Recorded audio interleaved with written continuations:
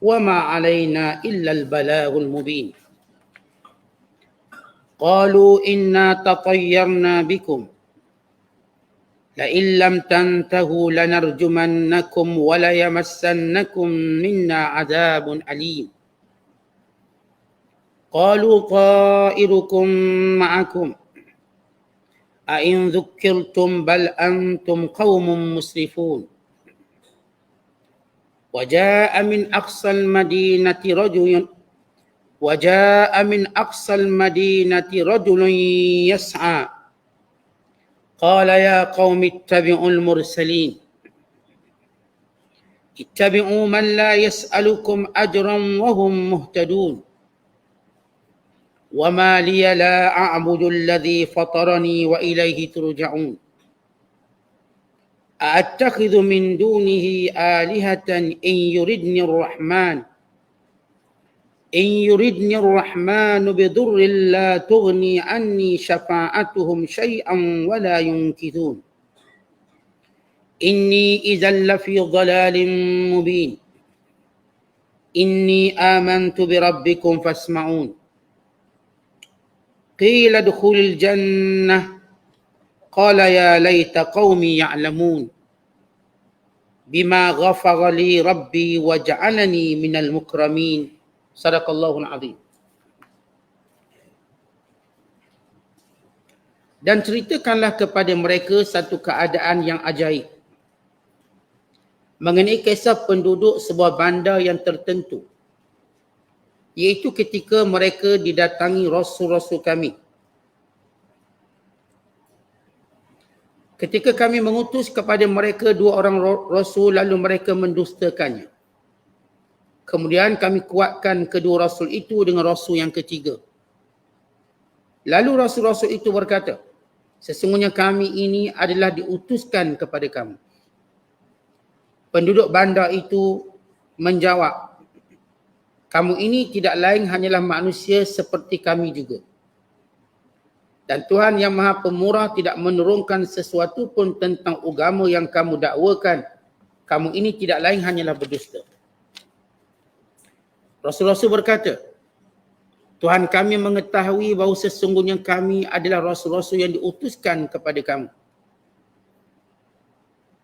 Dan tugas kami hanyalah menyampaikan perintahnya dengan cara yang jelas nyata. Penduduk bandar itu berkata pula, sesungguhnya kami merasa nahas dan malang dengan sebab kamu. Demi sesungguhnya, kalau kamu tidak berhenti dari menjalankan tugas yang kamu katakan itu, tentulah kami akan merejam kamu dan sudah tentu kamu akan merasai dari pihak kami azab seksa yang tidak terperi sakitnya. Rasul-rasul itu menjawab, nahas dan malang kamu itu adalah disebabkan kekufuran yang ada pada kamu. Patutkah kerana kamu diberi peringatan dan nasihat pengajaran, maka kamu mengancam kami dengan apa yang kamu katakan itu? Kamu bukanlah orang yang mau insaf, bahkan kamu adalah kaum pelampau. Dan semasa rasul-rasul itu diancam, datanglah seorang lelaki dari hujung bandar itu dengan berlari lalu memberi nasihat. Dengan katanya, wahai kaumku, turutlah rasul-rasul itu. Turutlah orang-orang yang tidak meminta kepada kamu suatu balasan. Dan mereka adalah orang yang mendapat hidayah petunjuk. Dan bila ditanya, sudahkah engkau menerima agama mereka? Maka jawabnya, mengapa aku tidak menyembah Tuhan yang menciptakan daku? Dan yang kepadanya lah aku dan kamu semua akan dikembalikan. Patutkah aku menyembah beberapa Tuhan yang lain dari Allah? Sudah tentu tidak patut. Kerana jika Allah yang Maha Pemurah hendak menimpakan daku dengan suatu bahaya, mereka tidak dapat memberikan sebarang syafaat kepadaku. Dan mereka juga tidak dapat menyelamatkan daku. Sesungguhnya aku kalau melakukan syirik, tentulah aku pada ketika itu berada dalam kesesatan yang nyata. Sesungguhnya aku telah beriman kepada Tuhan kamu, maka dengarlah nasihatku. Setelah ia mati, lalu dikatakan kepadanya, masuklah ke dalam syurga. Ia berkata, alangkah baiknya kalau kaumku mengetahuinya. Tentang perkara yang menyebabkan daku diampunkan oleh Tuhanku, serta dijadikan daku dari orang-orang yang dimuliakan. Selagi kita berada dalam penafsiran surah Yasin, surah yang ke-35 pada juzuk yang ke-22, dan ayat-ayat yang kita bacakan ini, bermula ayat 13 hingga 27 merupakan ayat-ayat terakhir dalam juzuk yang ke-22. Dan pada malam esok insya-Allah penafsiran pada juzuk yang ke-23. Tapi masih lagi pada surah yang ke-35 yakni surah Yasin.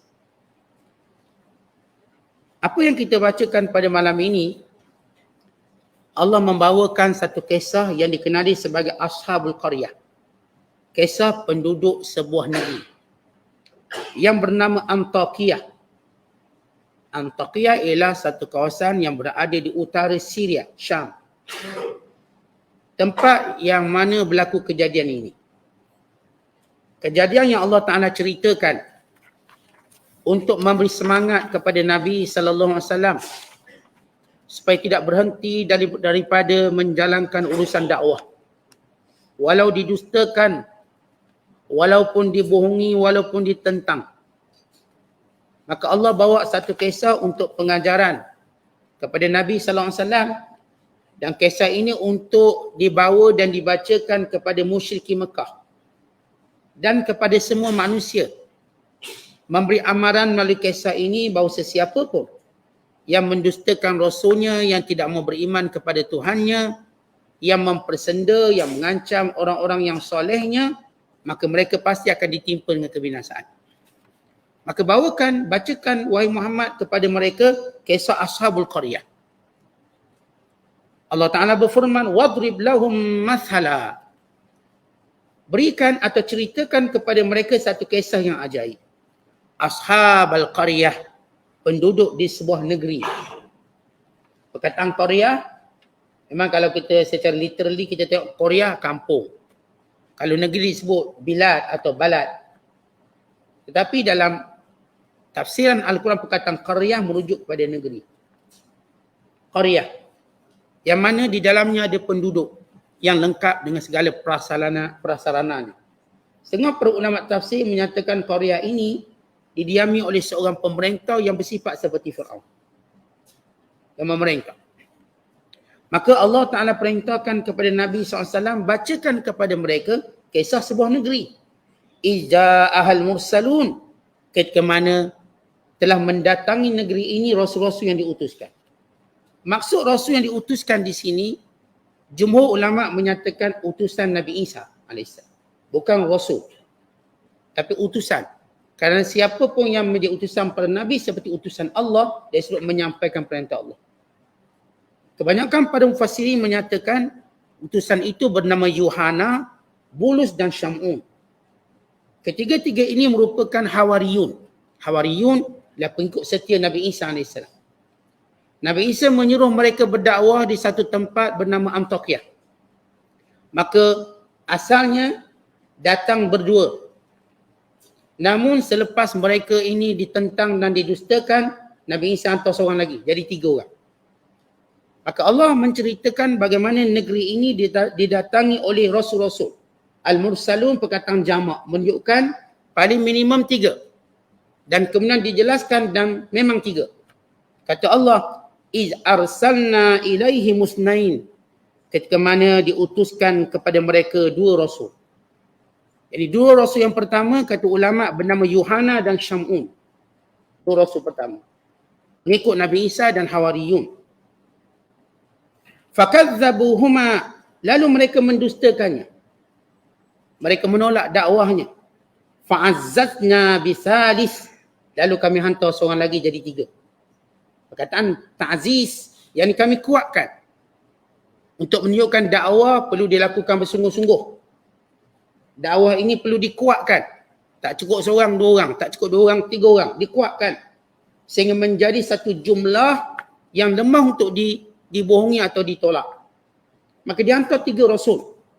Faqalu, lalu ketiga-tiga rasul ini, yakni Yuhana, Syamun dan Bulus berkata, Inna ilaikum mursalun, kami diutuskan kepada kamu. Ini kami diutuskan oleh Nabi Isa untuk membetulkan kamu. Kan negeri ini menyembah berhala. Di samping melakukan kejahatan yang banyak. Kerana mana-mana negara yang menyembah berhala, maka muncul banyak kejahatan. Sebab tidak ada peraturan melainkan dilakukan dengan hawa nafsu.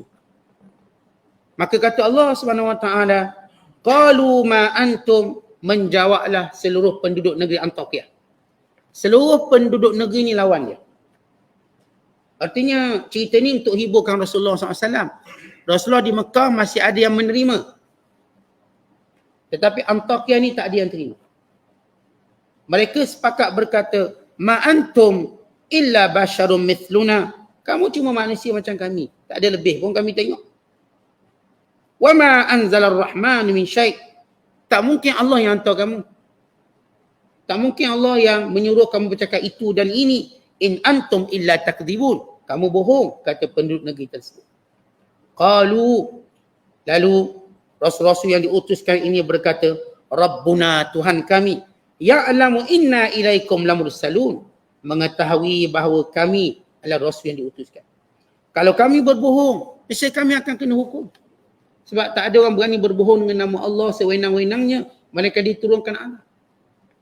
Dan kami ada bukti bahawa kami ini Rasul yang dihantar oleh Nabi Isa AS. Sambil menceritakan pengajaran, menceritakan apa yang dibawa. Sambil mereka menceritakan mukjizat Nabi Isa yang menandakan kebenaran Rasul yang diutuskan oleh Allah. Lalu kata Rasul-Rasul ini lagi, wa ma alaina illa al-balagul mubin. Tidaklah kami, tugas kami ialah memberikan satu penyampaian yang jelas kepada kamu. Kalau kamu kata kami dusta, bohong, maka kami tak akan berhenti daripada tugas dakwah kami, menyampaikan jelas. Sehingga kamu berfikir dan meninggalkan penyembahan berhala. Lalu kaumnya mula mengancam. Qalu inna tatayyarna bikum. Kata mereka, sejak kamu datang kami ditimpa malam. Kisahnya bila ketiga Rasul ini datang, lalu berdakwah pada mereka, ajak masuk Islam, mereka enggan dan mereka menolak. Maka Allah menimpakan bala pada negeri Antakya, 3 tahun tak turun hujan. 3 tahun tak turun hujan. Lalu Rasul ini memberi amaran, ini kerana perbuatan kamu. Lalu penduduk negeri itu mengatakan kecelakaan yang menimpa kami sebab kamu lah. Dan mereka juga menuduh Rasul ini menyebabkan kami pecah belah. Dulu kami pakat semua berhala belaka, tak ada hal. Hari ini kamu bawa menjadikan kami pecah belah. Dengan membawa apa yang kamu dakwa perintah Allah.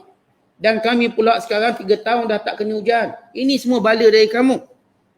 La illam tantahu, kalau kamu tidak berhenti melakukan dakwah. Kalau kamu tak berhenti mengajak kami menyembah Tuhan. Mengajak kami meninggalkan berhala. Mengajak kami untuk melakukan kebaikan, ketaatan. Lanarjumannakum, kami akan rejam kamu. Perkataan lanarjumannakum memberi maksud kami akan baling batu pada kamu sampai kamu mati. Bukan rejam sekadar halau, tapi sampai mati. Wala yamassannakum minna azabun alim. Nescaya kamu akan merasakan kepedihan hukuman kami. Diriwayatkan bahawa Rasul-Rasul ini dipenjarakan. Dan lepas dipenjara, bebas balik. Lalu mereka mengancam nak bunuh pula lepas itu. Bila mereka ditimpa bala bencana ini. Qalu, maka jawablah Rasul-Rasul yang diutuskan. Kata pada pendakwah yang bernama Yohana, Syamun dan Bulus. Qalu ta'irukum ma'akum. Sebenarnya perbuatan kamu mensyirikkan Allah itulah yang menyebabkan kecelakaan ini. Sebab kamu sembah berhala lah jadi macam ni. Kalau kamu benar-benar taat pada Allah, nescaya Allah turunkan keberkatan. Sebab kamu sembah berhala. Sebab kamu menolak perintah Allah Ta'ala. Maka kecelakaan dan musibah ini kerana perbuatan kamu sendiri. A'in dzukirtum. Sedangkan kamu telah diberi peringatan berkali-kali. Kalau kamu beriman, turun hujan. Kalau kamu beriman, kamu akan terlepas daripada kemarau ini dan kesusahan ini. Bal antum qaumum musrifun. Bukan kamu kaum yang melampau. Kata para Rasul ini. Waja'a min aqsal madinati rajulun yas'a. Maka datang daripada hujung negeri, hujung bandar, seorang lelaki yang bersegera datang. Lelaki ini kata ulama tafsir bernama Habib bin Mari. Dan dia seorang tukang kayu. Maka Habib An-Najjar. Dikenali dengan Habib An-Najjar. Asal namanya adalah Habib bin Mari. Habib ini dia seorang yang miskin dan seorang yang susah. Namun dia ada sifat yang baik, dia suka bersedekah. Dan dia beribadat dalam gua seorang diri. Bila dia mendengar kedatangan Rasul-Rasul yang diutuskan oleh Nabi Isa AS, maka dia datang menemui mereka dan beriman. Tapi dia tanya satu soalan. Kamu berdakwah ni minta upah tak? Maka kata mereka, in ajriya illa anallah. Kami mengharapkan balasan di sisi Allah. Kalau begitu kamu Rasul yang diutuskan. Benar. Maka aku beriman. Maka Habib bin Mari atau dikenal Habib An-Najjar. Maka beliau pun beribadat di tempat beliau. Ini kerana seluruh penduduk negeri tadi kafir. Dan beliau menyembunyikan keimanannya. Untuk satu tempoh. Tetapi beliau mendapat berita bahawa Rasul-Rasul yang telah diutuskan oleh Nabi Isa diancam untuk dibunuh. Asalnya mereka dipenjarakan supaya mendiamkan mereka berdakwah. Tapi mereka kekal berdakwah. Lalu penduduk Antakya mengancam untuk membunuh dengan merejam sampai mati. Dan mengenakan hukuman yang berat. Bila Habib bin Mari atau dikenal Habib An-Najjar dengar, dia bersegera untuk menyelamatkan Rasul-Rasul tersebut. Dia bersegera. Dan kadang penduduk negeri tak tahu lagi dia beriman. Tapi dia duduk di hujung bandar. Lalu kata Allah Ta'ala dan menceritakan kisah Habib An-Najjar ini. Kata Allah, waja'a min aqsal madinati rajulun yas'a. Maka datang daripada pinggir bandar seorang lelaki.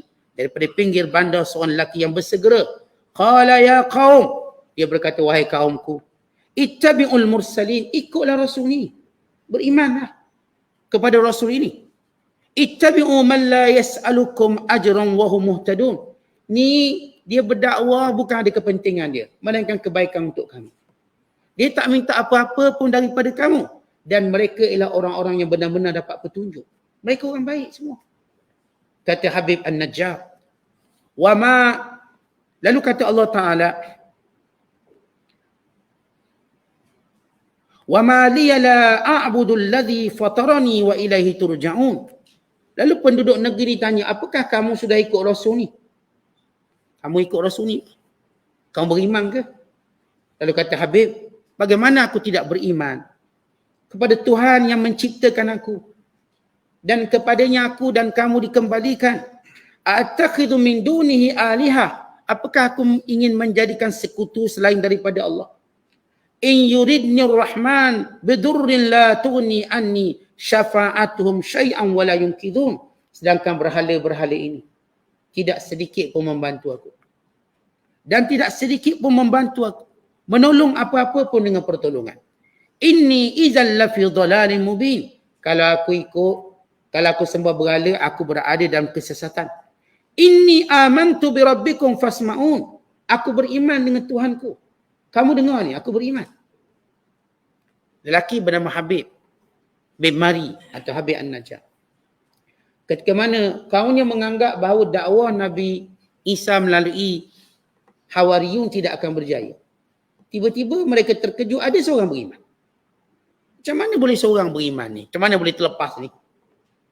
Lalu mereka bertanya, apakah kamu ikut Rasul-Rasul yang diutuskan ini? Maka jawab Habib Najjar, bagaimana aku tak ikut? Dia mengajak supaya aku menyembah Tuhan yang menciptakan aku.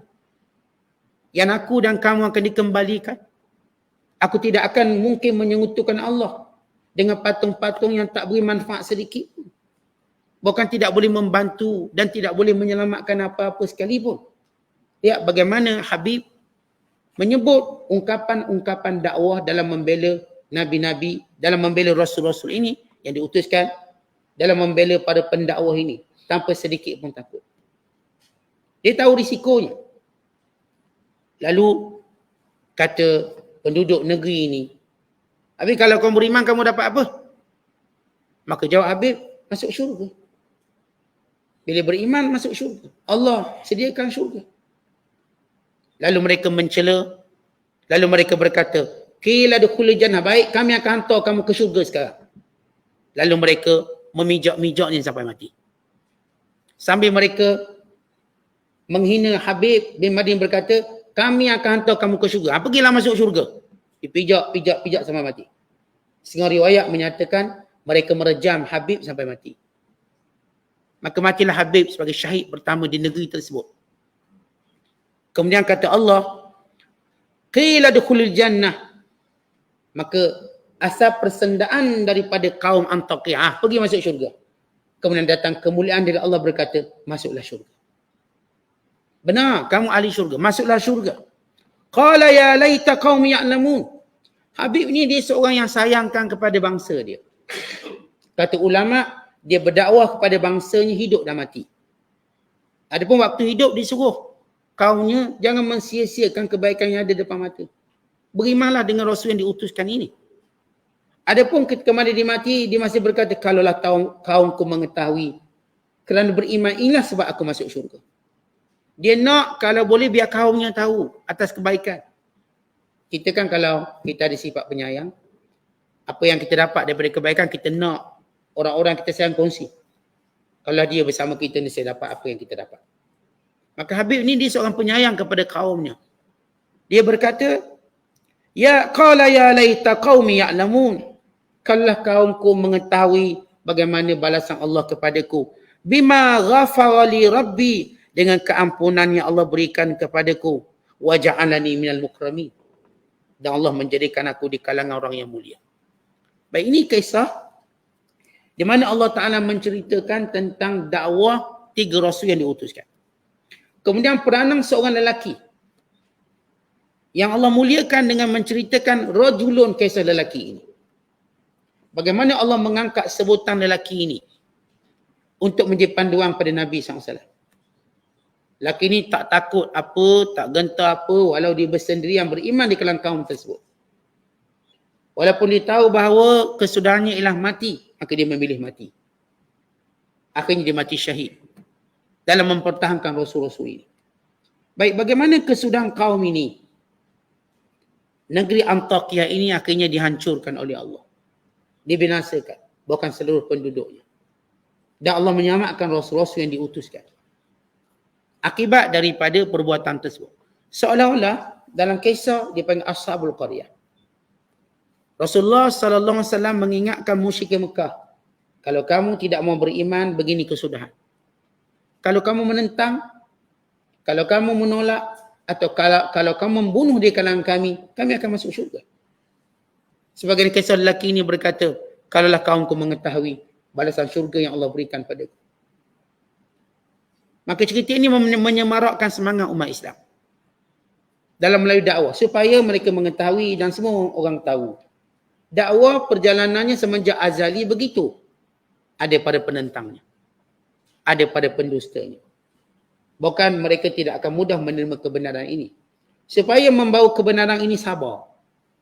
Supaya membawa kebenaran ini mesti punya hati yang tabah dan kuat. Dan tidak berharapkan sesuatu yang mudah dalam dakwah. Kerana itu Allah sebut dalam ayat yang lain. Lau kana aradan qariba wa safaran qasida lattaba'uk walakin ba'udat alaihimus syuqqah. Kalaulah perjalanan dakwah ini dekat dan mudah, tak ada susah apa, semua orang ikut. Tetapi perjalanan dakwah ini menuntut suatu pengorbanan. Setiap orang kena tahu pengorbanan yang dibuat. Mujahadah. Bagaimana pengorbanan yang perlu dilakukan dalam mentaati Allah Subhanahu Wa Taala dan dalam mempertahankan perintah Allah Subhanahu Wa Taala. Dan sebagaimana kita sebut daripada awal, asalnya dihantar 2 orang, kemudian dikuatkan 3 orang, supaya urusan dakwah ini bukan urusan main-main. Dia bukan urusan yang kita sambil lewa. Kalau kita nak didik orang jadi baik, kita kena serius. Kalau orang bisnes pun serius supaya menjadi, ini kan pula dalam mendidik manusia. Didik kena didik sungguh-sungguh.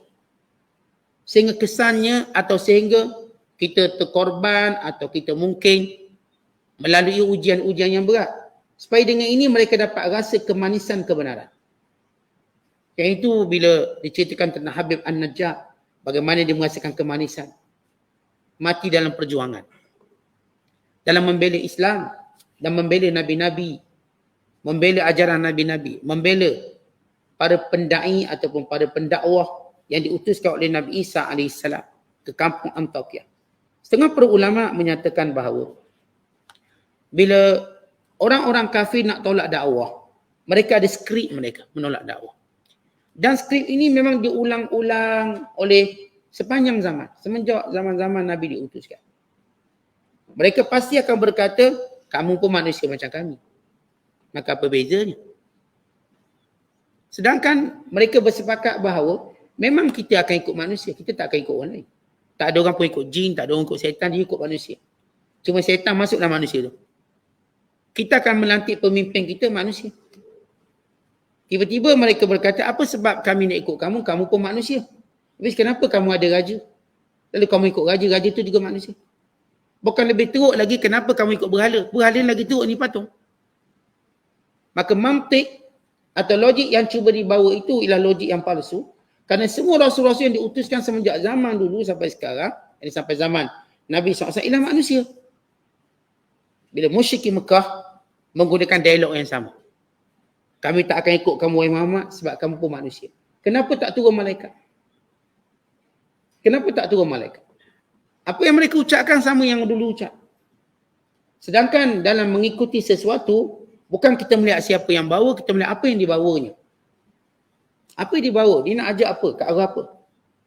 Kan itu Habib. Kerana dia yang pertama beriman waktu bertemu dengan Rasul-Rasul yang diutuskan oleh Nabi Isa, ditanya, apa yang kamu bawa?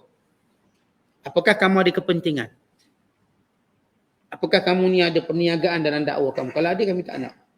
Kami tahu kebenaran bila mana kamu tak ada apa-apa melainkan menyampaikan perintah Allah.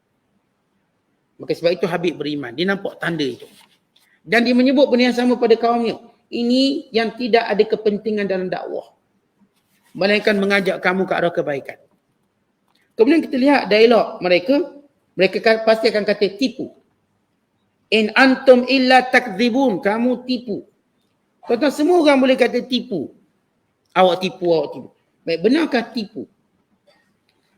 Sesuatu kita nak kata tipu, mesti kita ada bukti. Kat mana tipu dia? Bila mereka mengatakan 3 rasul yang dihantar oleh Nabi Isa ni tipu, sedangkan ni orang baik, bercakap benar, orang soleh. Yang dia pun tak ada apa-apa. Kerana orang tipu, dia mencari kepentingan dia. Orang yang benar, dia inginkan kebaikan pada orang. Kita boleh kenal orang tipu ada makna. Buat baik ada makna, nak dapat sesuatu. Maka tipu. Tapi ini ternyata tidak ada pun benda yang dia nak daripada kaum Antakiyah. Bukan dia nak minta duit dengan orang Antakiyah. Bukan dia nak minta istana, bukan. Hanya kerana ingin menyekat mereka daripada menyekutukan Allah dengan menyembah berhala. Tapi inilah kalimah paling senang untuk menolak. Tipu. Tipu, tipu dan tipu. Dan kita semua ada otak dan ada akal. Bila disebut penipu dan sebagainya, kita pasti akan tengok kat mana dia tipu. Bila Nabi SAW dituduh sebagai tipu. Nabi Nuh juga dituduh sebagai tipu. Semua Nabi-Nabi dituduh sebagai penipu. Sebagaimana dituduh sebagai ahli sihir. Sebagaimana dituduh sebagai berpenyakit. Sebagaimana dituduh dengan pelbagai bentuk-bentuk perkataan mudah tapi tanpa bukti. Kataan tipu kan senang. Siapa pun kalau nak tolak orang untuk tak fikir panjang, dia itu tipu. Maka kita yang waras patut tanya, tipunya kat mana? Beritahu tipu kat mana? Dan mereka gagal untuk beritahu di mana tipu Rasul-Rasul ini. Mana tipu? Sebagaimana mereka gagal untuk beritahu mana tipu Nabi Muhammad SAW. Dalam bergurau Rasulullah tak tipu. Apatah lagi dalam bersungguh-sungguh. Maka Nabi pernah berkata pada mereka, kalau aku beritahu kepada kamu bahawa di sebalik bukit ini ada tentera yang hendak menyerang kamu, apakah kamu percaya? Mereka kata, ya kami percaya wahai Muhammad. Ma jarrabna minkal kadhib. Kami tak pernah dengar kamu tipu. Lalu bila Rasulullah menyatakan, aku ini Rasulullah. Kamu tipu. Tadi kata, tak pernah tipu. Bila benda yang dibawa itu tidak menepati nafsu mereka dan menyalahi kebiasaan mereka, maka kalimah mudah sebut tipu. Jadi saya kata orang yang akal, matang, bila kita dengar perkataan tipu, kita pasti cenderung untuk cek kat mana tipu. Bila kita tengok, oh betul, ini betul, tak tipu, ini betul. Kemudian dakwah ataupun bagaimana penolakan dakwah, mereka pasti akan mengancam. La narjumannakum. Kalau tak berhenti dakwah, kami akan rejam. Seluruh dakwah mesti diancam. Nabi SAW diancam untuk dibunuh, dipenjara, dihalau. Nabi Nuh AS juga diancam. Nabi Allah Lut diancam untuk dihalau keluar. Sebab mereka kata, innakum qaumun. Sebab kamu ni kaum bersuci sangat. Tidak ikut cara kami. Dan demikian juga Nabi-Nabi yang lain pasti ada bentuk ancaman.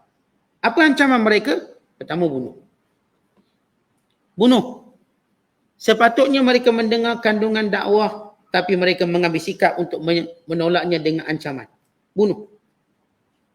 Kemudian, ancaman mereka seterusnya ialah, ataupun ucapan mereka dah menolak kebenaran. Mereka kata, kita celaka sebab kamu ada. Mereka berkata, qalu ta'irukum ma'akum. Qalu inna tatayyarna bikum. Kami celaka sebab ada kamu. Bani Israel dulu, ketika mana Nabi Allah Musa diutuskan, tetapi Bani Israel masih belum terlepas daripada perhambaan Fir'aun. Maka Bani Israel berkata benda yang sama sebagaimana semua kaum-kaum penentang berkata, wahai Musa, kamu ni datang ke tak datang, kami dalam kecelakaan. Bukan bila kamu datang lagi teruk, kami celaka. Menyalahkan Nabi-Nabi dan Rasul-Rasul punca kecelakaan.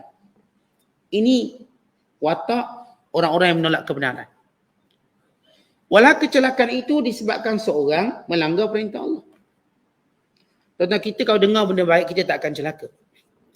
Sebab dia disebut dalam hadis, kalau kita datang menuntut ilmu. Orang datang menuntut ilmu ni ada beberapa sebab. Pernah satu ketika sedang Rasulullah SAW menyampaikan ilmu, datang 3 orang lelaki. Seorang datang memang tujuannya menuntut ilmu. Seorang datang kerana malu. Tengok ni duduk, kita pun duduk. Seorang lagi meninggalkannya. Lalu sesudah kuliah Nabi SAW, Rasulullah berkata, maukah aku ceritakan tentang 3 lelaki yang datang tadi? Sahabat kata, naklah. Adapun yang pertama, dia nak kebaikan, maka Allah berikan kebaikan. Adapun yang kedua, yang malu, maka Allah pun malu pada dia. Yang ketiga, dia berpaling, maka Allah berpaling daripadanya. Kemudian disebut dalam hadis yang lainnya, bila malaikat berkata, ada di kalangan mereka yang duduk bukan untuk ilmu, tapi nak jumpa kawan. Lalu Allah berfirman, humul ladzi la yashqa bihim jalisuhum. Siapa pun yang duduk di situ tidak akan ditimpa kecelakaan, semua dapat kebaikan. Walaupun dia tak ada niat khusus, dia tetap dapat kebaikan. Artinya Nabi-Nabi, Rasul-Rasul pada pendakwah nak jelaskan kepada manusia bahawa kecelakaan disebabkan maksiat. Adapun bila kamu taat, maka kamu akan dapati kesan-kesan keberkatan. Tetapi kaum Antakiyah, mereka cuba relatekan masalah kemarau yang menimpa selama 3 tahun di negeri mereka adalah berpunca daripada dakwah ini. Padahal berpunca daripada mereka melanggar perintah Allah. Pendakwah yang diutuskan oleh Nabi Isa ini berdakwah secara konsisten selama 10 tahun. Sebelum Allah binasakan. 10 tahun dakwah. Didustakan dengan pelbagai sampai peringkat pernah dipenjara. Bahkan kemuncak hendak membunuh. Dan ketika mana yang dihantar oleh Nabi Isa ini nak dibunuh, oleh keluar Habib Najjar. Untuk membela. Jadi kita lihat bagaimana uslub yang digunakan oleh para penentang, para Nabi sepanjang zaman. Wa imma mereka akan kata ni manusia macam kami juga. Atau mereka kata tipu ni. Ataupun mereka akan berkata sejak kamu ada kami pun kena musibah banyak. Ataupun mereka akan mengancam kami pasti akan bunuh kamu. Maka ini 4 uslub ataupun gaya penentangan sepanjang zaman. Bila dibawa kebenaran, maka mereka menolak tanpa berfikir. Sedangkan Allah Ta'ala mengajar manusia dengan kebenaran yang dibawa tadi untuk setiap manusia yang diberikan akal berfikir. Kita dah menyatakan bahawa Al-Quran sentiasa mengajak kita berfikir. Nabi SAW dalam dakwah mengajak kita berfikir. Apakah sama orang taat pada Allah dengan orang derhaka? Apakah sama orang beriman dengan orang yang kufur? Sebagaimana kita terjemahkan ataupun tafsirkan ayat sebelum ini. Bila Allah membandingkan orang beriman itu seperti orang yang celak. Yang menyembah berhala itu seperti orang yang buta. Sampai tak kenal Tuhan, lalu menyembah berhala, buta. Kalau mereka tahu ini berhala, batu yang mereka buat sendiri. Dan Allah bandingkan orang beriman itu seperti orang yang hidup. Manakala orang kafir itu seperti orang yang mati. Kenapa? Kenapa pun yang dia lakukan tak beri manfaat. Ada pun orang beriman, apa yang dilakukan memberi manfaat. Allah bandingkan iman itu seperti cahaya dan kekufuran itu seperti kegelapan. Walan nur walaz zulumat, tak sama cahaya dan kebenaran dan kegelapan. Dan Allah Ta'ala juga menyamakan kesudahan orang-orang beriman itu dengan adzillu, dan kesudahan orang-orang yang kufur pada Allah dengan al-haruru. Adzillu yakni teduhan, teduh, nyaman, yakni syurga. Manakala kesudahan orang yang kafir ialah harur, kepanasan, yakni neraka. Ini perbandingan-perbandingan yang Allah Ta'ala suruh manusia fikir. Oleh kerana itulah kisah Ashabul Qaryah ini ataupun penduduk Antakya ini menjadi pengajaran yang besar kepada manusia seluruhnya tentang akibat tidak beriman. Dan juga menjadi pengajaran kepada semua orang beriman supaya berdakwah dengan bersungguh-sungguh. Jangan takut didustakan, jangan takut ditolak, jangan takut diancam dan sebagainya, sampaikan kebenaran. Sebagaimana kita baca wasiat Abu Dzar radhiyallahu taala anhu, yang Rasulullah wasiatkan kepada Abu Dzar 7 perkara, amarani an aqula haqqa walau kana murra. Rasulullah memerintahkan aku bercakap betul walaupun pahit. Cakap yang betul walaupun pahit. Kerana ada harga bila kita bercakap benar. Maka ini semua pengajaran yang kita ambil daripada kisah ini. Dan kisah ini juga kata ulama memberi satu pengajaran. Bahawa nilai atau balasan yang kita nak bukan balasan di sisi manusia. Ketika mana Habib dihina, bukan dikatakan biar kami hantar kamu ke syurga. Ya. Dengan perkataan hina, istihza. Masuklah syurga dengan memukulnya sampai mati. Maka daripada perhinaan tadi Allah memuliakan. Bahkan masuk kamu dalam syurga. Bahkan masuklah kamu dalam syurga. Dengan sebenarnya. Jadi kemuliaan yang kita cari dalam hidup bukan kemuliaan di sisi manusia. Kerana pujian manusia akan berhenti. Sanjungan manusia akan habis. Kita duduk kat dunia nak cari pujian manusia, sanjungan manusia. Dia tak akan ada erti apa-apa pun bila kita mati. Apakah kita melihat bila seorang dah masuk dalam kubur bermanfaat segala pujian-pujian manusia padanya? Ataupun memberi mudarat segala kejian manusia padanya? Tidak. Ketika itu nilainya ialah apakah Allah Ta'ala menerimanya ataupun tidak. Apakah Allah menerima segala kebaikannya ataupun tidak. Maka setiap manusia kena tahu siapakah sebenarnya yang menilai kita. Siapa? Kalau Habib An-Najjar ingin penilaian manusia, dia tak akan beriman. Tetapi dia memilih penilaian Allah. Maka kerana itu dia sanggup mati. Dan dia pun dah tahu kisah mati. Setengah ulama ketika mana menceritakan kisah Habib ini, yang kita dah sebut tadi, seorang yang pemurah dan seorang yang sentiasa sakit. Dia ni bukanlah orang gagah. Tapi kebenaran itu yang gagah. Contoh, kita tak perlukan fizikal yang kuat untuk bawa kebenaran. Kebenaran sifatnya kuat walaupun dibawa oleh orang sakit. Kebatilan itu sifatnya lemah walau dibawa oleh orang kuat. Orang ni kuat, memerintah mungkin. Seperti Fir'aun. Tapi bila dibawa kebatilan, dia lemah. Ini Habib An-Najjar, lemah orangnya, sakit sentiasa. Tapi bila dibawa kebenaran, dia kuat. Kenapa? Kerana kebenaran itu dari Allah. Allah berfirman, Al-haqqu min rabbik. Kebenaran itu datangnya daripada Allah. Berarti pilih, apakah kita nak kuat dengan fizikal kita atau nak kuat dengan kebenaran dalam hidup kita. Orang beriman, dia membina kekuatan dengan kebenaran dalam hidup. Kita bukan bina kekuatan dengan pergi gym, dengan jaga makan, biar gagah, dengan bersenang, berjoging. Bukan. Kita menjaga kekuatan kita dengan berpegang dengan kebenaran. Siapa pun berpegang dengan kebenaran, walau dia anak kecil, dia kuat. Walau dia perempuan, dia kuat. Sebagaimana kisah Asyah. Lawannya Fir'aun, tapi dia pegang kebenaran, dia kuat. Sehingga Fir'aun tak mampu buat apa-apa melainkan membunuhnya. Tak mampu untuk lawan dia, berhujah dan sebagainya. Lihat kisah Ashabul Ukhdud, seorang kanak-kanak. Budak. Tapi dia bawa kebenaran, maka dia kuat. Yang berakhir dengan kebatilan raja yang selama ini mengaku Tuhan terbongkar. Pembohongan.